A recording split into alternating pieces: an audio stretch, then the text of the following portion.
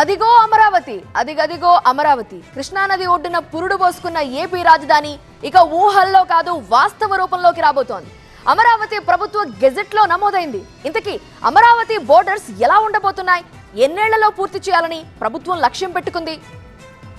AP రాజధాని అమరావతి నిర్మాణానికి కీలక ముందడుగు పడింది. 1575 ఎకరాల విస్తీర్ణంలో పరిపాలనా నగరాన్ని నిర్మించేందుకు రాష్ట్ర ప్రభుత్వం అధికారికంగా గెజిట్ విడుదల చేసింది. మొత్తం క్యాపిటల్ రీజియన్ 8603 కిలోమీటర్ల విస్తీర్ణంలో ఉండనుంది. మొత్తం 8 జోన్స్ గా విభజించారు. ఇందులో 2 మున్సిపల్ కార్పొరేషన్లు, 10 మున్సిపాలిటీలు, 953 రెవెన్యూ గ్రామాలు ఉన్నాయి. దీనికి సంబంధించిన మ్యాప్ ను ఏపీ ప్రభుత్వం విడుదల చేసింది. ఇక్కడ కనిపించే ఈ రెడ్ మార్క్ ఏరియా మొత్తం గవర్నమెంట్ కాంప్లెక్స్, కమర్షియల్ ఏరియాలకు కేటాయించబడింది. ఇక్కడే రాష్ట్ర శాసనసభ, సచివాలయం, ముఖ్యమంత్రి కార్యాలయం వంటి కీలక ప్రభుత్వ భవనాలు నిర్మించబడతాయి. హైకోర్టు కోసం 16 కోర్టు హాళ్లతో కూడిన ఆధునిక భవనం 2.7 లక్షల చదరపడుగుల విస్తీర్ణంతో నిర్మాణం జరుపుకోనుంది. 7 అంతస్తుల భవనంలో రియల్ టైమ్ మానిటరింగ్ సౌకర్యంతో ఆధునిక భవన సముదాయం ఇక్కడే ఏర్పాటు కానుంది. గ్రీన్ బిల్డింగ్ నిబంధనలకు అనుగుణంగా సోలార్ ఎనర్జీ, వర్షపు నీటి సంరక్షణ వ్యవస్థల్ని ఏర్పాటు చేయనున్నారు. వాక్వేలు, గ్రీన్ లాన్లు, రివర్ ఫ్రంట్ డెవలప్మెంట్ తో పౌరులకు విశ్రాంతి స్థలాలు అన్ని కూడా అందుబాటులోకి రానున్నాయి. 2028 నాటికి గవర్నమెంట్ కాంప్లెక్స్ పూర్తి కావాలని ఏపీ సర్కార్ లక్ష్యంగా పెట్టుకుంది.